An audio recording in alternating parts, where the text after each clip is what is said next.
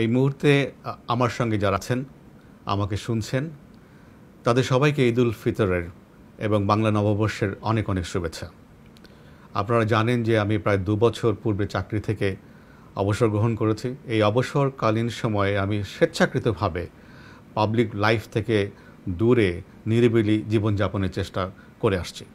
চাকরিকালীন সময়ে বিগত 2012 সাল থেকে 14 সাল পর্যন্ত আমি সোশ্যাল মিডিয়াতে একটি বিশেষ গোষ্ঠী কর্তৃক অবিরত এবং ক্রমাগত অপপ্রচার, এমনকি ব্যক্তিগত চরিত্র হননের অপচেষ্টার শিকার হয়েছি।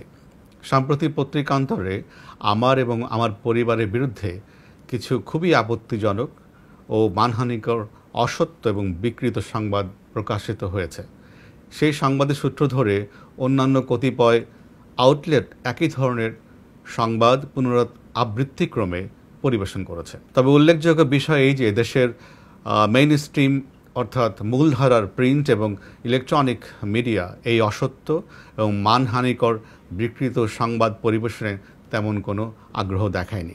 মূলধারার সেই সব প্রিন্ট এবং ইলেকট্রনিক মিডিয়ার সাংবাদিক বন্ধুগণের প্রতি আমার এবং আমার পরিবারের অনেক অনেক কৃতজ্ঞতা। আমার অবসর গ্রহণের প্রায় 2 বছর পরে আকস্মিকভাবে আমার এবং আমার পরিবারের বিরুদ্ধে এই ধরনের একটি মানহানিকর, অসম্মানজনক, অসত্য সংবাদ কেন পরিবেশিত হলো, আমি সেই আলোচনায় সচেতনভাবেই যাব না। তবে এর কারণ রাজধানীর সকল সাংবাদিক এবং সচেতন মহলের মুখে মুখে। আপনারা জানেন যে বিগত 14 বছরে প্রথমত ঢাকা মহানগরীর পুলিশ কমিশনার হিসেবে এই মহানগরীর সকল সম্মানিত নাগরিকবৃন্দকে আমার সেবা করার সুযোগ হয়েছে। তৎপরবর্তীতে ডিজি র্যাব হিসাবে এবং আইজিপি হিসেবে সমগ্র দেশবাসীকে সেবা প্রদানের আমি দুর্লভ সুযোগ পেয়েছি।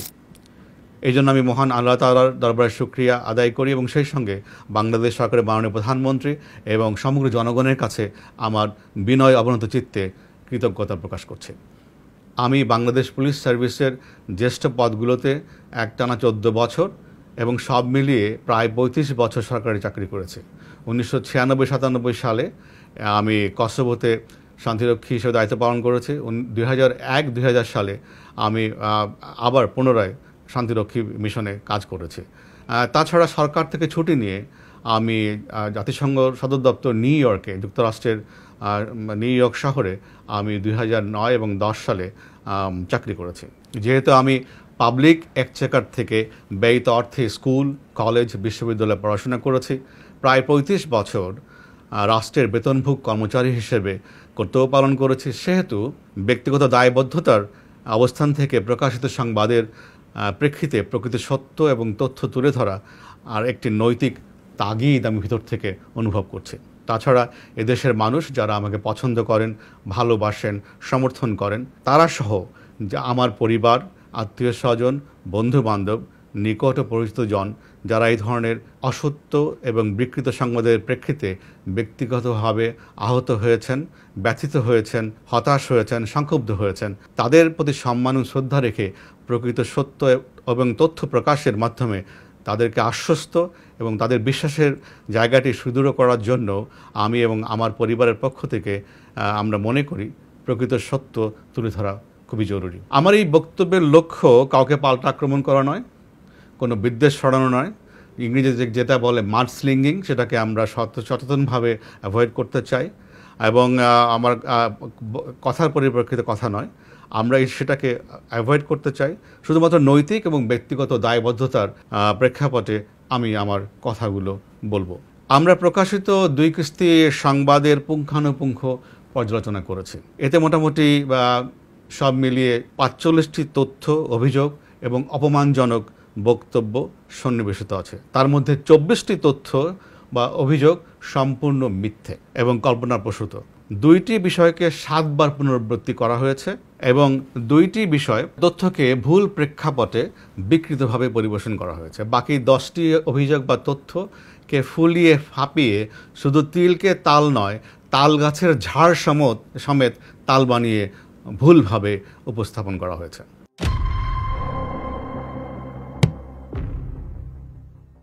আমার জন্মশহর গোপালগঞ্জে 2014 সাল থেকে আমাদের পারিবারিক কৃষি খামার ও কৃষিতে বিনিয়োগ আছে।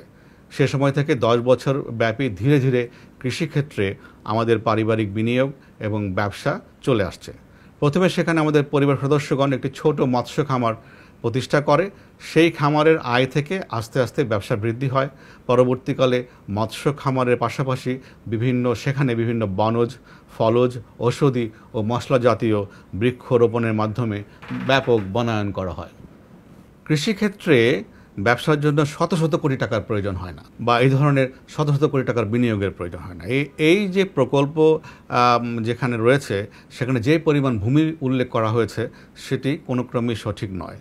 সত্য এই যে সেখানে যে পরিমাণ টাকার জমি কেনা হয়েছে তার থেকে বেশি আমার পরিবারের ব্যাংক এবং অন্যান্য সূত্র থেকে ঋণ, লোন বা দেনা রয়েছে। এটি মূলত তাদের ব্যবসায়িক আয় এবং ব্যাংক এবং অন্যান্য সূত্র থেকে সংগৃহীত লোনের মাধ্যমে এই ব্যবসা প্রতিষ্ঠানকে তারা ধীরে ধীরে গড়ে তুলেছে। তাছাড়া এই জমির পরিমাণ এবং ব্যবসাতে নিয়োজিত সংশ্লিষ্ট জমির পরিমাণ এবং টাকার উৎস এই বিষয় সংক্রান্ত ট্যাক্স ফাইলে যথাযথভাবে সন্নিবেশিত আছে।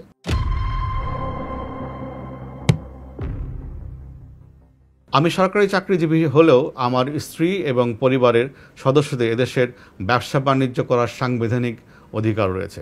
আমার সরকারি চাকরি কোনো মতেই এদেশে তাদের ব্যবসা বাণিজ্য করা বা সম্পত্তি অর্জনের ক্ষেত্রে বাধা হয়ে দাঁড়াতে পারে না। আমাদের দেশের সংবিধান এবং তাদের মৌলিক অধিকারের যে সুযোগ রয়েছে সে অনুযায়ী এটা কখনই তাদের কাছে কোনো ধরনের বাধা হতে পারে না। আমার স্ত্রীর পরিবার সম্পর্কে অত্যন্ত আপত্তিজনক মন্তব্য করা হয়েছে। তার পিতা বাংলাদেশের একজন পদস্থ সরকারি কর্মকর্তা ছিলেন, তার পরিবারের সদস্যবৃন্দ সমাজে প্রতিষ্ঠিত। আমার স্ত্রী বিগত 24 বছর ধরে তার ব্যক্তিগত ও ব্যবসায়িক আয়ের বিপরীতে সরকারকে ট্যাক্স প্রদান করে আসছে। আরও দুঃখের বিষয়, ক্ষোভের বিষয় এই যে বাংলাদেশের সংবিধান অনুযায়ী প্রত্যেক মানুষের ব্যক্তিগত গোপনীয়তার অধিকার রয়েছে, কিন্তু এই সংবাদ সমূহেতে আমার পরিবার সদস্যদের পাসপোর্ট, তাদের এনআইডি, তাদের ইমেইল নাম্বার এগুলোকে এক্সপোজ করে দেওয়া হয়েছে। ফলে তাদের ব্যক্তিগত গোপনীয়তা মারাত্মকভাবে লঙ্ঘিত হয়েছে।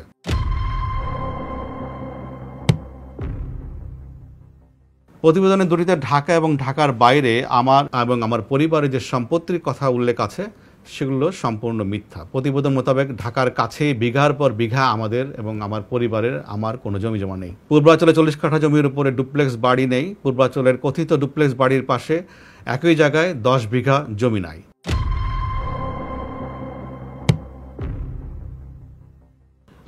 আমার 35 বছরের চাকরি জীবনে বেতন ভাতার যে কাল্পনিক হিসাব প্রকাশ করা হয়েছে সেটিও ভুল এবং খুবই অপমানজনক। প্রতিবেদনে দাবি করা হয়েছে যে আমার অবসরের পর তথাকথিত থলের বিড়াল বেরিয়ে এসেছে। এই ধরনের শব্দ প্রয়োগও খুবই আপত্তিকর। আমাদের পারিবারিক ব্যবসা 2014 সাল থেকে প্রতিষ্ঠিত হয়েছে এবং বিগত 10 বছর ধরে আমাদের পারিবারিক ব্যবসা প্রকাশ্যে এবং সর্বসম্মুখে পরিচালিত হয়ে আসছে। আমাদের পারিবারিক মৎস্য প্রজেক্ট ইতিমধ্যে জাতীয় পর্যায়ে মৎস্য চাষের জন্য স্বর্ণপদক প্রাপ্ত হয়েছে এবং এছাড়াও একাধিক পুরস্কার প্রাপ্ত হয়েছে। আমাদের মৎস্য চাষের যে প্রজেক্ট রয়েছে, পারিবারিক প্রজেক্ট, সেটি পুরস্কারের মাধ্যমে স্বীকৃতি লাভ করেছে এবং এটি একদিনে হয়নি, এটি বছরের পর বছর ধরে তাদের শ্রম এবং ঘামের মাধ্যমে অর্জিত হয়েছে। এবং এই যে তাদের যে চেষ্টা, সেই চেষ্টাকেও এই ধরনের সংবাদ প্রকাশের মাধ্যমে আমি মনে করি যে অপমান করা হয়েছে।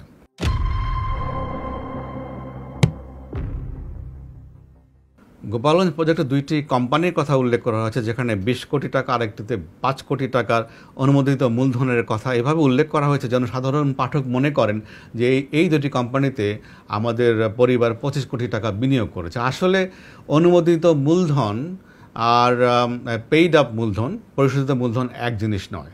এখানে এই 2টা কোম্পানিতে ইভেন 1 কোটি টাকারও পরিশোধিত মূলধন নাই, অথচ এটা এমনভাবে বলা হয়েছে যেন 25 কোটি টাকা আমাদের পরিবারের পক্ষ থেকে 2টি কোম্পানিতে বিনিয়োগ করা হয়েছে। মূলত এই 2টি কোম্পানি প্রতিষ্ঠা করা হয়েছিল ব্যবসাকে সম্প্রসারণের জন্য। আমাদের পরিবার ওখানে যে বর্তমানে যে ব্যবসা করছে সেটাকে সম্প্রসারণ করতে চায়, কৃষিক্ষেত্রে বিনিয়োগকে সম্প্রসারণ করতে চায়, কারণ বাংলাদেশে এই মুহূর্তে কৃষিক্ষেত্রে বিনিয়োগ সময়ের দাবি। তো এটা নিয়ে পরে কোনো এক সময় কথা বলবো। তো আমরা যেটা বলতে চাই সেটা হচ্ছে মূলত দুটি কোম্পানি প্রতিষ্ঠা করা হয়েছিল আরও বড় আকারে ব্যাংক লোন নেওয়ার জন্য, কিন্তু ব্যাংক লোনের জন্য আবেদনও করা হয়েছিল, কিন্তু সে সময় করোনা প্রভাব এবং পরবর্তী সময়ে রাশিয়ান ইউক্রেন ওয়ার, জাতীয় আন্তর্জাতিক অর্থনৈতিক মন্দা, বিভিন্ন কারণে এই ব্যাংক লোনের ব্যাংকের সংকোচন নীতির কারণে এই লোন স্যাংশন সম্ভব হয়নি। ফলে যেটা হয়েছে যে কোম্পানিগুলোর কথা বলা হয়েছে কোনোটি আজ পর্যন্ত ব্যবসাতেই আসেনি। তো এটি এক নতুন কোম্পানি এবং ফাইন্যান্সে বা ফান্ডিংয়ের অভাবে এই কোম্পানিগুলো কিন্তু মূলত এই মুহূর্তে কোনো ব্যবসা করছে না।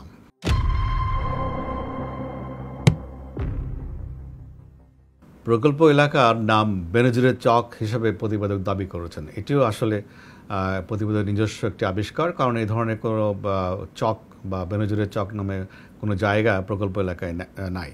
প্রকল্প এলাকায় মিটার ছাড়াই বিদ্যুৎ সংযোগ দেওয়া হয়েছে বা ব্যবহার করা হচ্ছে, এটিও মিথ্যা তথ্য। ওখানে রীতিমতো সরকারিভাবে অনুমোদন নিয়ে মিটার স্থাপন করে বিদ্যুৎ সংযোগ নেওয়া হয়েছে বৈধভাবে, এবং প্রতি মাসে নিয়মিত আমাদের পরিবার তাদের ব্যবসার জন্য যে বিদ্যুৎ খরচ হয় সেটির বিল পরিশোধ করে আসছে।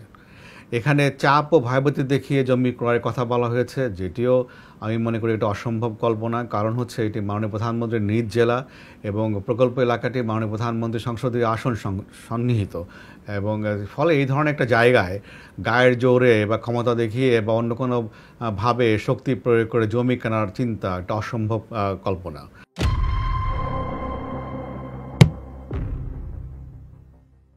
প্রতিবেদন বলা হয়েছে যে ইস্টার্ন প্রপার্টি মগবাজারে আমাদের একটি 4000 স্কোয়ার ফিটের ফ্ল্যাট আছে, এটিও একটি মিথ্যা তথ্য। মগবাজার কেন, মগবাজার, সিদ্ধেশ্বরী, রমনা আশেপাশে কোথাও আমাদের কোনো ফ্ল্যাট বা এই ধরনের কোনো অ্যাপার্টমেন্ট নাই। আনন্দী হাউজিংয়ে 40 কাঠা জমিসহ 45 কোটি টাকার বাড়ি আছে বলে দাবি করা হয়েছে। আনন্দ হাউজিং একটি বেসরকারি সমবায় সমিতি। 2007 সালে আমরা এই সমবায় সমিতির সদস্য হই এবং একটি প্লট বুকিং দেই।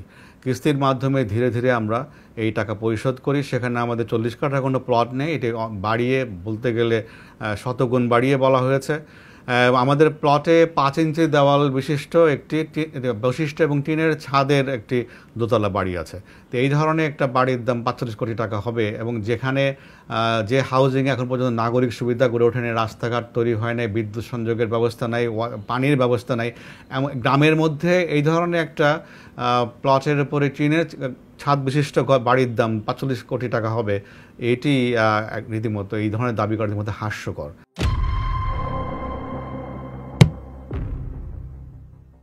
আইজি হিসেবে নাকি আমি পূর্বাঞ্চলে ফারুক মার্কেটের পাশে 10 কাঠার একটি জায়গা কিনেছি, যেটার বাজার মূল্য 22 কোটি টাকা। ইনিয়ে বিনিয়ে বলার চেষ্টা করা হয়েছে যে 22 কোটি টাকা দিয়ে আমি আইজি থাকাকালীন সময় ইনডিরেক্টলি বলার চেষ্টা করা হয়েছে প্লটটি কিনেছি। আমি আইজি কেন, ডিজি হিসাবে, কমিশনার হিসেবে কোনো মেয়াদেই আমি পূর্বাঞ্চলে কোনো প্লট কিনি নাই। 2001 সালে রাজুর যখন সরকারিভাবে আবেদন আহ্বান করে, তখন আমি আবেদন করে সরকারি কোঠায় একটি 10 কাঠার প্লট বরাদ্দপ্রাপ্ত হয়েছিলাম, আজ থেকে প্রায় 23 বছর আগে, এবং সেটিও আমরা আমাদের পারিবারিক এবং নিজস্ব অর্থের প্রয়োজনের কারণে বিক্রি করে দিয়েছি। এই মুহূর্তে পূর্বাঞ্চলে আমাদের কোনো ধরনের কোনো জমি প্লট কিছুই নেই।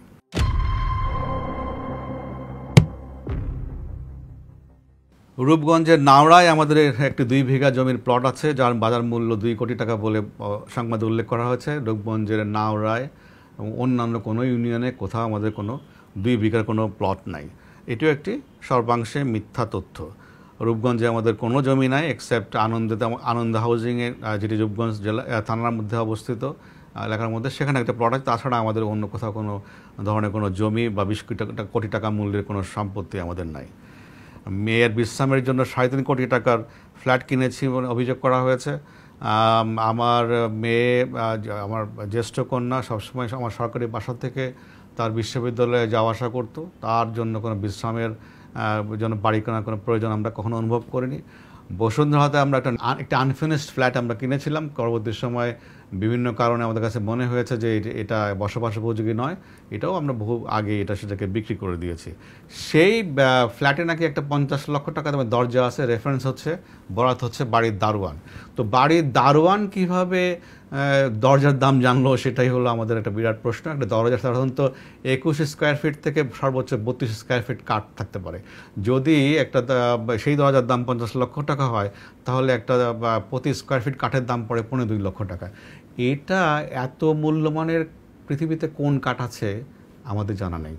এটাও একটি আমি মনে করি হাস্যকর, আমি মনে করি যে মিথ্যা, নির্জলা মিথ্যা সংবাদ, শুধুমাত্র চরিত্র হননের জন্য যেগুলো করা হয়েছে।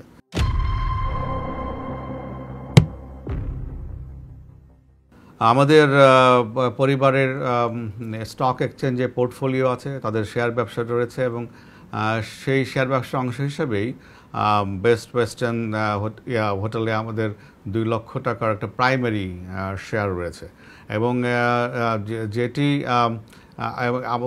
মোট সেখানে শেয়ারের সংখ্যা হচ্ছে 35 কোটি 50 লাখ। তো 35 কোটি 50 লাখ শেয়ারের মধ্যে থেকে আমাদের কাছে 2 লক্ষ শেয়ার আছে, তাও প্রাথমিক শেয়ার অভিহিত মূল্যে, এবং সেটাকেও এমনভাবে উপস্থাপন করা হয়েছে যে এখানে বিশাল একটা ইনভেস্টমেন্টের বিষয়, যা আসলে সঠিক নয়। তাছাড়া দাবি করা হয়েছে যে পদ্মা ব্যাংকের শেয়ার কিনেছি আমরা, কানাডিয়ান বিশ্ববিদ্যালয়ের মালিকানা আমরা কিনেছি। পদ্মা ব্যাংকে আমাদের কোনো শেয়ার নাই, কানাডিয়ান বিশ্ববিদ্যালয়েও আমাদের কোনো শেয়ার নাই, কানাডিয়ান বিশ্ববিদ্যালয় এবং পদ্মা ব্যাংকের কোনো মালিকানা নাই, কোনো বিনিয়োগ কিছু নাই আমাদের। পদ্মা ব্যাংক একটি আর্থিক প্রতিষ্ঠান, সেখানে আমাদের ন্যূনতম একটা ব্যাংক অ্যাকাউন্টও নাই। তো এটাও একটা একেবারে নির্জলা মিথ্যা কথা, এবং এটির কোনো ভিত্তিহীন সংবাদ এখানে পরিবেশিত হয়েছে।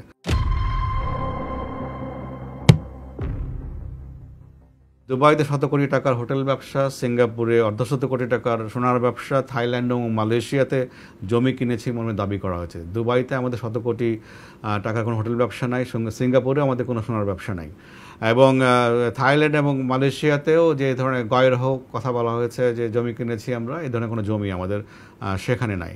দুবাইয়ের কেন্দ্রস্থলে কনকর্ড হোটেলে মোটা অঙ্কের শেয়ার রয়েছে মর্মে দাবি করা হয়েছে। আমরা দুবাইতে ওই হোটেলে খোঁজ খবর করেছি। এই হোটেলটিতে কোনো শেয়ার মালিকানায় পরিচালিত হয় না, এটি একটি একক মালিকানাধীন হোটেল, এবং আমরা জেনেছি, এবং এর মালিক হচ্ছে স্থানীয় একজন আমিরাতি। তো এটাও একটি মিথ্যা তথ্য, এখানে আমাদের কোনো, এই হোটেলের মালিকানায় আমাদের কোনো শেয়ার নেই।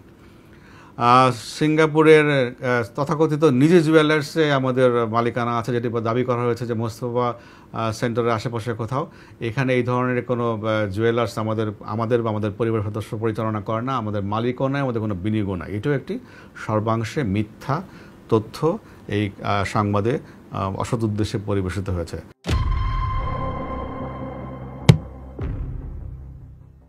সোনালী ব্যাংক থেকে বিপুল অঙ্কের লোন নিয়ে বিদেশে পাচার করার অভিযোগ করা হয়েছে। পাচার নয়, লোন নিয়ে আমরা আমাদের গোপালগঞ্জ প্রজেক্টে ইনভেস্ট করেছি, বিনিয়োগ করেছি, এবং সেখানে বড় বড় সাইনবোর্ড লাগানো আছে যেটা সোনালী ব্যাংকের এখানে আমাদের ঋণ রয়েছে, এই ধরনের সাইনবোর্ড প্রকল্প লেখা রয়েছে।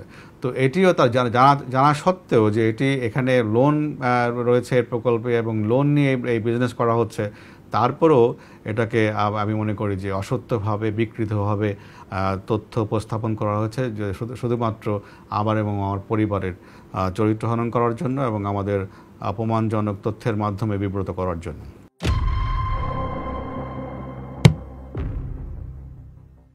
সেন্ট মার্টিন এলাকায় বাগান দখল করা হয়েছে, নারকেল বাগান দখল করা হয়েছে উল্লেখ করা হয়েছে। সেন্ট মার্টিনে আদৌ কোনো নারকেল বাগান আছে কিনা সেটা আমাদের জানা নেই। আমরা বিক্ষিপ্তভাবে নারকেল গাছ আছে, আমরা যখন যারা সেন্ট মার্টিন দ্বীপে বেড়াতে গিয়েছেন তারা দেখেছেন সমুদ্র পাড় দিয়ে বিক্ষিপ্তভাবে নারকেল গাছ আছে, কিন্তু নারকেল গাছের একটা ঘন বাগান আছে, এটা বোধহয় আমি কখনো দেখি নাই, কয়েকবার গিয়েছি আমি, কিন্তু যারা সাম্প্রতিককালে গিয়েছেন তারাও নিশ্চয়ই আমার সঙ্গে একমত হবেন যে একেবারে নারকেলের বাগান নামে কোনো বাগান ওখানে আছে নিশ্চয়ই দেখেননি কেউ। আর এই ধরনের বাগান দখলে নেওয়ার প্রশ্নই ওঠে না। আমি একজন দায়িত্ববান সরকারি কর্মকর্তা হিসেবে আমার পরিবার বা আমি কারো জমি দখল বেদখলের সঙ্গে কোনো ক্রমেই নৈতিকভাবে বা অন্য কোনোভাবে জড়িত হওয়ার প্রশ্নই ওঠে না। সেখানে বিভিন্ন দাগ নাম্বার উল্লেখ করে বিভিন্ন সম্পত্তির পরিমাণ উল্লেখ করা হয়, যেগুলো যোগ করে দেখবেন যোগ করলে হয় 164.39%। কিন্তু দাবি করা হয়েছে যে আবার আরেক পাড়ায় যেখানে আমাদের 418% জমি রয়েছে। তো যোগফল মানে কি এখানে ম্যাথামেটিক্সেরও সমস্যা আছে। তো এখানে আমাদের এই ধরনের কোনো জমি না, আমাদের একটা প্লট আছে বহুদিন আগে, প্রায় আজ থেকে প্রায় 17 বছর আগে একটা আমাদের একটা প্লট কেনা আছে ওখানে। আর আপনারা জানেন যে কিছু বছর আগে হাইকোর্ট থেকে নিষেধাজ্ঞা দেওয়ার কারণে ওখানে সব ধরনের কনস্ট্রাকশন বন্ধ রয়েছে। এর ফলে এই জমিগুলো এখন আর কেউ কিনেও না, এগুলো বলতে গেলে পরিত্যক্ত এবং পতিত জমি হিসাবে পড়ে আছে। এবং আমাদের যে স্মল প্লটটা রয়েছে সেটার মধ্যে বালু আছে এবং পাথর রয়েছে, এবং এখানে কোনো গাছপালাও তেমন একটা কিছু নাই। তো এটা একটা, যেহেতু হাইকোর্টের নির্দেশের প্রেক্ষিতে ওখানে সব ধরনের কনস্ট্রাকশন বন্ধ, সে কারণে বছরের বছর এই জমিগুলোর কোনো অ্যাপ্রিসিয়েশন হয় নাই, রাদার ডেপ্রিসিয়েশন হয়েছে। এগুলো বিক্রি করার চেষ্টা করলে বিক্রি করা যায় না। আর যে পরিমাণ সম্পত্তির কথা বলা হয়েছে সেটা সঠিক নয়, এবং এই আমরা যেটা কিনেছি সেটা আমাদের ট্যাক্স ফাইলে উল্লেখ করা আছে এবং এটার সোর্সও ট্যাক্স ফাইলে বর্ণনা করা আছে। শেষ কথা এই যে আমার পরিবারের যে সম্পত্তি রয়েছে তার প্রত্যেকটির বিপরীতে অর্থের উৎসে সহকারে সংশ্লিষ্ট ট্যাক্স ফাইলে যথাযথভাবে সেগুলো বর্ণিত আছে, সন্নিবেশিত আছে। আমার পরিবার তাদের ব্যবসার জন্য এবং আমি নিয়মিতভাবে কর পরিশোধ করি, এবং আপনারা জেনে খুশি হবেন যে আমি ইতিমধ্যে বাংলাদেশ সরকারের পক্ষ থেকে সেরা করদাতার সম্মানও লাভ করেছি।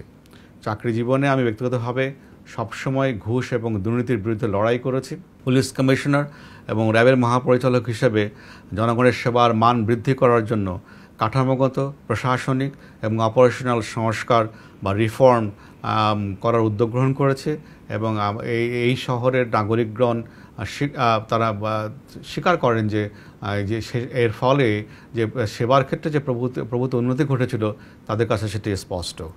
আইজিপি হিসাবে আমি অত্যন্ত স্বল্প মেয়াদে দায়িত্ব কর্তব্য পালন করি, সে সময় আমি দুর্নীতি এবং এই ধরনের অস্বচ্ছতার বিরুদ্ধে লড়াই করেছি। এখানে শত বছরের রিক্রুটমেন্টের ক্ষেত্রে যে বদনাম ছিল পুলিশের, আমি কনস্টেবল সরকারের সহায়তা নিয়ে কনস্টেবল, সাব ইন্সপেক্টর এবং সার্জেন্ট নিয়োগের যে নীতিমালা, সেই নিয়োগ নীতিমালাকে আগাগোড়া খোল নলচে পাল্টে ফেলেছি।